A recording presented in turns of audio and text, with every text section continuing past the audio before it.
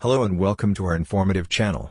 Today, we're going to talk about diabetes, a chronic disease that affects millions of people around the world. What is diabetes? Diabetes is a chronic condition that affects how the body processes blood sugar or glucose. Glucose is the primary source of energy for our cells, and insulin is a hormone that helps the body convert glucose into energy.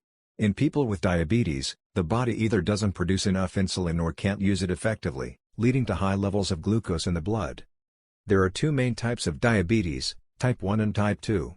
Type 1 diabetes is an autoimmune disease that occurs when the body's immune system attacks and destroys the cells in the pancreas that produce insulin. This type of diabetes usually develops in children and young adults. Type 2 diabetes, on the other hand, is the most common form of diabetes and typically develops in adults over the age of 45. In this type of diabetes, the body becomes resistant to insulin, and the pancreas may not produce enough insulin to keep blood glucose levels in check. The symptoms of diabetes can vary depending on the type and severity of the disease.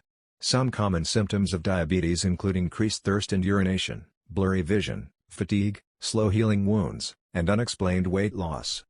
Several risk factors can increase a person's likelihood of developing diabetes.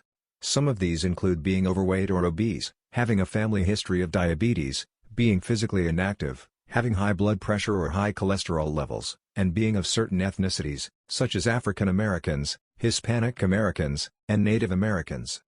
While there is no cure for diabetes, there are several ways to manage the disease and prevent complications.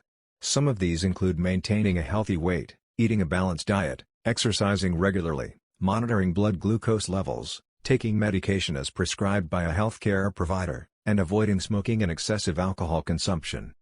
So that's it for our discussion on diabetes. We hope you found this information helpful and informative. Thank you for watching, and please don't forget to subscribe to